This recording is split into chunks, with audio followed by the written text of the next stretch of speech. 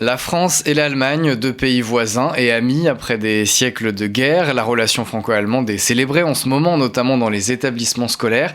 Mais en 2026, comment fonctionne ce couple dans une période troublée pour les relations internationales ? On en parle aujourd'hui sur Euradio avec la conseillère scientifique du Friedrich Ebert Stiftung à Paris, l'Institut Friedrich Ebert, fondation politique proche du Parti social-démocrate allemand. Bonjour Sophie Martinet. Bonjour. Alors d'abord, quel adjectif vous utiliseriez, au singulier ou au pluriel d'ailleurs, pour définir la relation franco-allemande en 2026 ?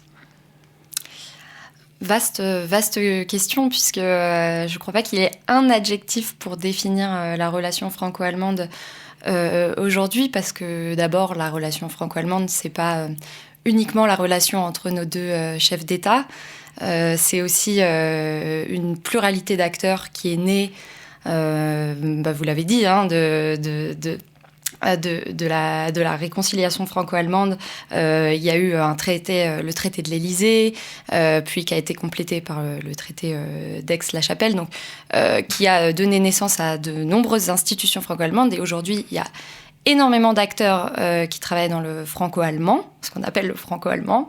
Je pense à des associations, je pense à des entreprises, je pense à des fondations politiques.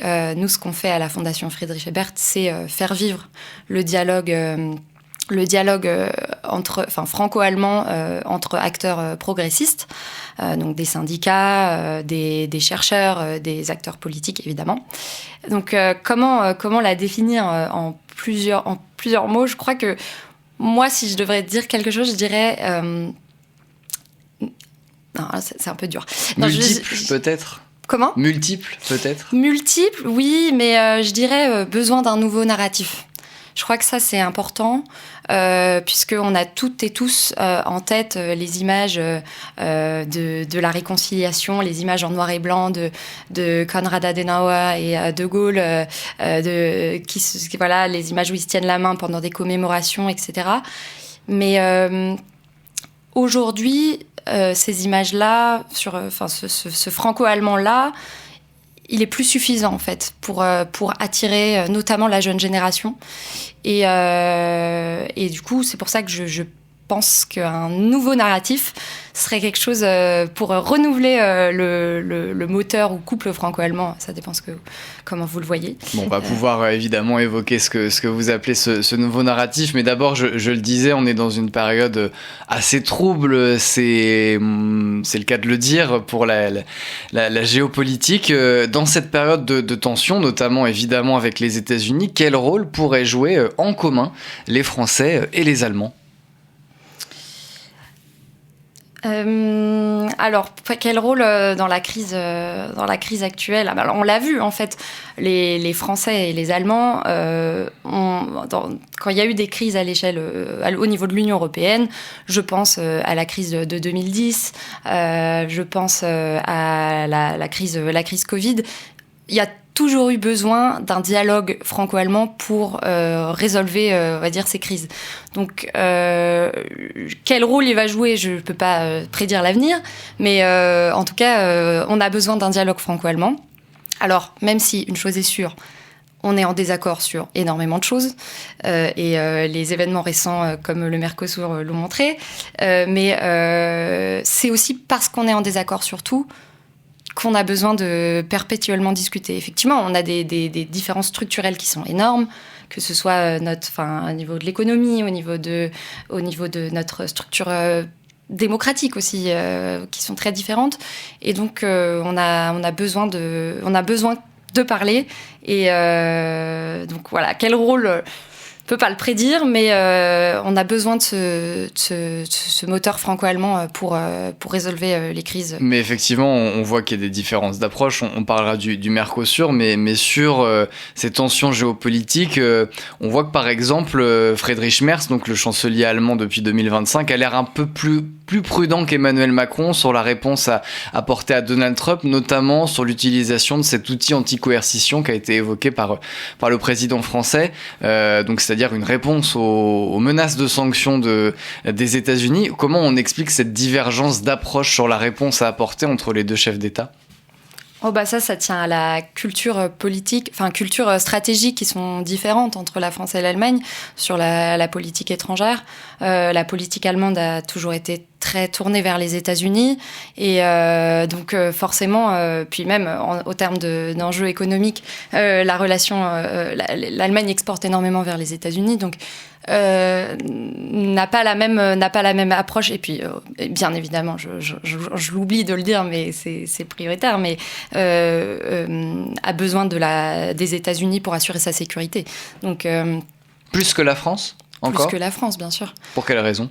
Parce que on a la dissuasion nucléaire et ils ne l'ont pas. Donc effectivement les Allemands un peu plus dépendants, mais plus général des États-Unis, mais plus généralement comment les liens politiques entre Français et Allemands ont évolué depuis un petit peu moins d'un an, depuis l'élection de Friedrich Merz. Qu'est-ce qui a changé depuis l'arrivée de ce nouveau chancelier? Alors c'est intéressant parce que je trouve qu'à chaque fois qu'il y a un changement de gouvernement, on s'attend à un changement d'air dans les relations franco-allemandes. D'ailleurs, Friedrich Merz lui-même était, avant même d'être élu chancelier, il est allé rendre visite au président Macron en prétendant, enfin en disant que c'était que la relation franco-allemande était très importante pour lui et que il a même tenu un discours le soir de sa victoire en disant qu'il fallait que l'Union européenne se rende moins dépendante des États-Unis et donc qu'on soit plus sur l'autonomie stratégique, quelque chose qui est cher à notre président. Donc il y avait une attente, quelque chose de positif en tout cas du côté français vis-à-vis de l'arrivée de Friedrich Merz, mais on voit que très rapidement, les désaccords réapparaissent au fur et à mesure en fait, l'actualité politique les a très vite rattrapés et les désaccords sont toujours là. Donc sur le sujet notamment du Mercosur, on l'a dit, de la défense, sur quels autres sujets aujourd'hui il y a des désaccords entre Français et Allemands? Sur la stratégie énergétique, mais sur la question du Mercosur. D'ailleurs, c'est intéressant puisque en réalité, les Français, en tout cas dans ce qu'est le domaine de la défense,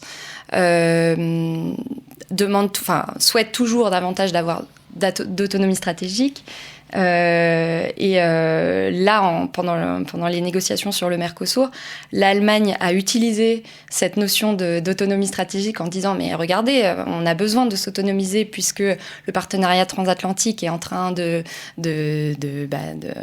va mal en tout cas, et donc on a besoin de trouver des nouveaux partenaires et donc ça fait partie d'une forme d'autonomie stratégique en avançant le même argument que les Français, là où les Français l'ont réfuté pour le Mercosur. Donc chacun voit toujours ses intérêts dans différents dossiers. Et sur le Mercosur, justement, alors on le rappelle, donc c'est le traité de libre-échange entre l'Union européenne et plusieurs États d'Amérique latine qui a été signé par la Commission. Le Parlement européen, il y a quelques jours, a demandé un examen juridique par la Cour de justice de l'Union européenne de ce traité-là. Pourquoi aujourd'hui donc la France s'y oppose, notamment à cause du volet agricole? Pourquoi les Allemands, eux, ils sont beaucoup plus favorables, même favorables tout court? Il faut savoir que déjà l'Allemagne elle est en récession économique depuis 2 ans. Le marché du Mercosur, c'est un énorme marché pour pouvoir exporter toutes les machines-outils. Enfin, en fait, l'Allemagne voit un nouveau marché voit des nouveaux débouchés économiques, pour pouvoir exporter les voitures, les machines-outils, etc. Au-delà de ça, Merz, c'était quand même une de ses promesses de campagne. Il est très mis sous pression par les milieux économiques et il n'y a pas le même poids des syndicats agricoles en Allemagne. Ils sont moins forts en Allemagne qu'en France. Ils sont beaucoup moins forts. L'agriculture allemande représente que 0,8% du PIB allemand. Bon, c'est un peu moins que la France. Et je crois qu'au-delà de ça, il y a un rapport, pour le coup, je crois, qui est différent. Enfin, en France, vraiment, les politiques font corps derrière nos agriculteurs. Là où en Allemagne, je sais pas si, je pense que c'est aussi lié à cette dimension de défendre la bonne bouffe à la française, si je peux dire. Et défendre l'industrie aussi, peut-être, côté allemand, notamment l'industrie automobile. Voilà, l'industrie pèse 20% dans le PIB allemand, donc clairement, c'est un choix politique. On parle de la relation franco-allemande aujourd'hui sur Euradio. On est avec Sophie Martinet, conseillère scientifique du Friedrich Ebert Stiftung à Paris, l'Institut Friedrich Ebert, fondation politique proche du Parti social-démocrate allemand. On a parlé donc de ces divergences, notamment sur le sujet du Mercosur, mais aussi le sujet de la défense. Justement, pour revenir sur ce sujet de la défense, il y a un investissement qui est quand même sans précédent côté allemand. Pourquoi cette volonté, notamment de réinvestir, même plus qu'en France, sur l'armée, par exemple? Il faut savoir donc en 2022, quand il y a eu l'agression russe en Ukraine, le chancelier de l'époque, donc Olaf Scholz, a annoncé une Zeitenwende, un changement d'époque, et a décidé d'un fonds spécial de 100 milliards d'euros pour moderniser la Bundeswehr. L'armée allemande. Donc l'armée allemande, pardon, qui a été affaiblie par plusieurs décennies de sous-investissement, en fait. Je pense que les Allemands ont réalisé ce qui était en train de se passer sur le continent européen et les risques. Et ça a mené à plusieurs autres étapes, puisque ensuite, le gouvernement allemand de l'époque a décidé d'envoyer des armes lourdes à l'Ukraine. C'est aujourd'hui le deuxième contributeur militaire de Kiev. Donc, il y a eu un vrai changement d'époque sur la stratégie politique allemande en matière de défense. On est passé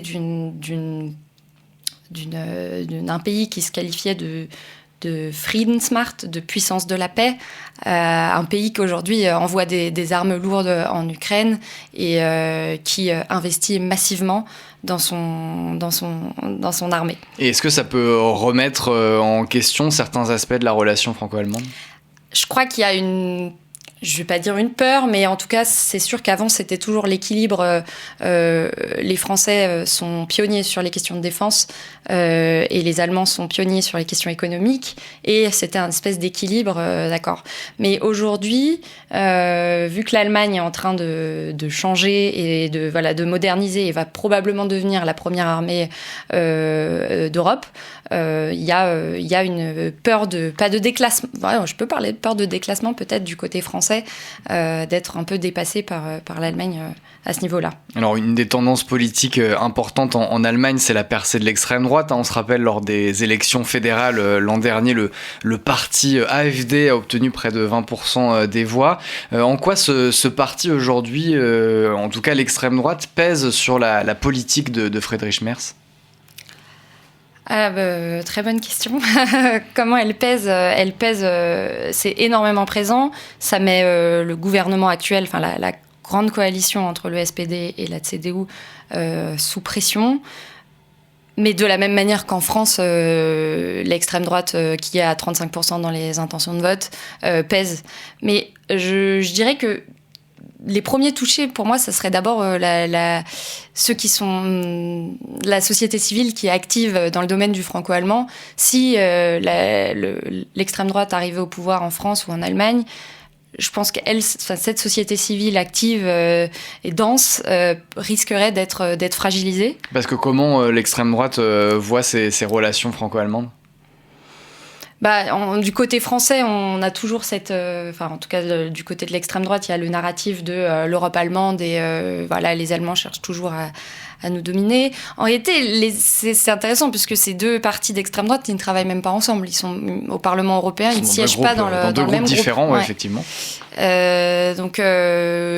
Côté de l'AfD, ce qu'ils pensent de la France, je sais pas exactement ce qu'ils pensent de la France. Mais vous disiez qu'ils pourraient menacer la société civile et notamment celle qui construit cette relation franco-allemande. Oui, je pense par exemple au jumelage ou à même, je sais pas, des associations. Là, par exemple, à l'échelle locale, on a les élections municipales qui arrivent bientôt en France. On sait qu'il va sûrement y avoir à peu près entre 50 et 100 communes qui vont basculer au RN. Qu'est-ce que ça va avoir comme impact sur les associations qui travaillent sur le franco-allemand ? je pense qu'il va y avoir un impact.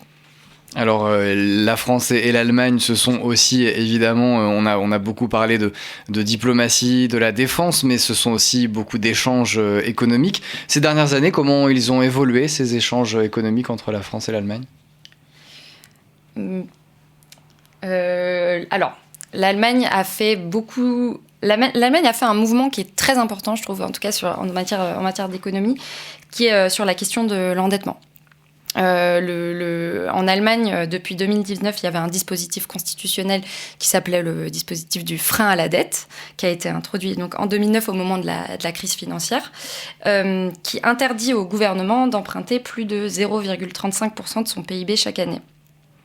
Et donc, en mars, le gouvernement actuel a décidé d'assouplir ce frein à la dette en permettant d'augmenter les dépenses en matière militaire, donc acquérir plein de matériel militaire et moderniser la Bundeswehr, donc l'armée allemande, et pallier le déficit d'investissement public. Parce qu'en Allemagne, il faut savoir qu'il y a un institut économique qui a sorti un rapport qui dit qu'il y a un déficit d'investissement public qui est estimé à plus de 600 milliards d'euros. Je ne sais pas si vous avez déjà pris le train en Allemagne. Ça m'est arrivé. Oui. Mais le réseau de transport allemand est catastrophique. Il y a plein d'infrastructures comme ça où en fait, l'Allemagne n'a plus investi depuis des années à cause de ce frein à la dette. Et donc, est en train de produire cet effort, mais ces effets vont se voir sur le long terme. Et je pense que ça a été bien accueilli côté français, cette souplesse. Mais d'un autre côté, ça a été aussi critiqué puisque ça montre aussi que l'Allemagne joue un peu un cavalier seul en disant nous, on a les capacités financière de pouvoir s'endetter pour sauver notre industrie, pour renouveler nos infrastructures, etc. Tandis qu'en France, on n'a pas ces capacités, j'allais dire financières déjà, mais politiques également, puisqu'on a quand même une instabilité politique très présente. Et sur un autre enjeu important, celui de la transition écologique, aujourd'hui, quelles sont les différences d'approche entre la France et l'Allemagne ? On sait que l'Allemagne a souvent été vue comme moteur européen de la transition écologique. Qu'est-ce qu'il en est aujourd'hui ? Alors aujourd'hui, du côté allemand, on observe plutôt une tendance à la dérégulation sur le changement climatique.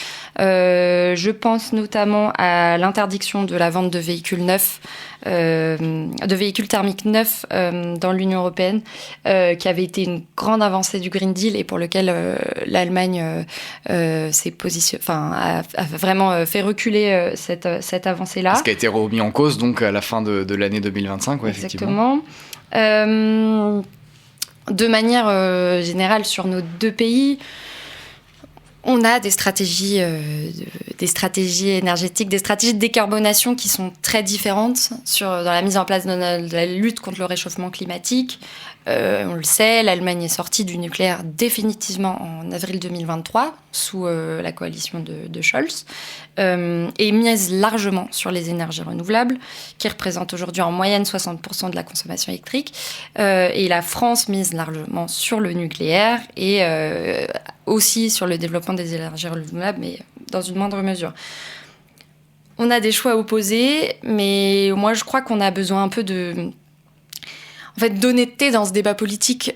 On a des stratégies qui sont différentes, on le sait, il faut les respecter mutuellement et essayer plutôt de voir le côté interdépendance. On a une certaine interdépendance. L'Allemagne a besoin à certains moments de l'énergie nucléaire française et inversement. Donc je crois que c'est pas mal de rappeler que on est différents, mais on peut être complément. Enfin, ces différences peuvent être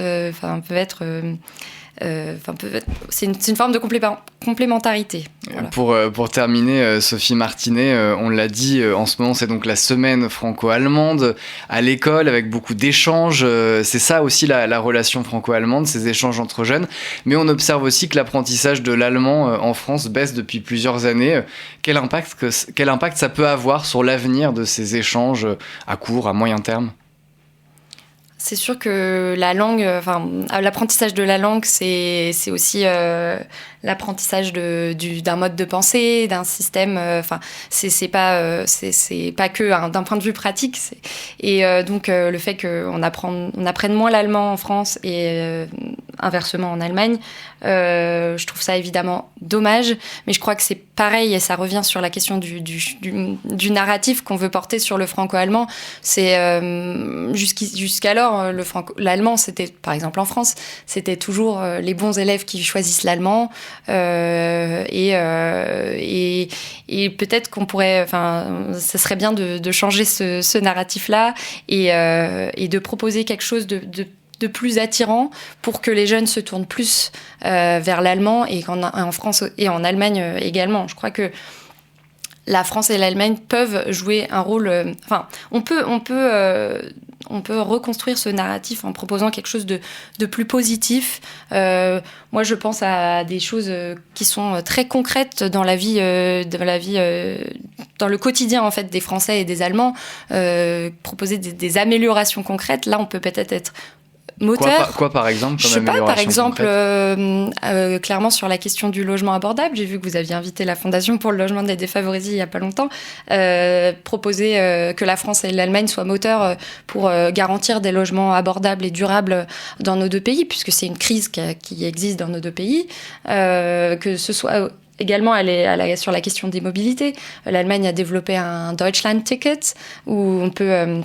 Alors, à début, c'était 9 €, je crois. Mais pour pouvoir circuler sur tout le réseau allemand. Train, aujourd'hui, je ne sais plus à combien il est, mais c'est quelque chose qui a vachement attiré les jeunes. Et si on arrivait à proposer un Deutschland Ticket, un ticket... un Französische Ticket. Deutsch-Französische Ticket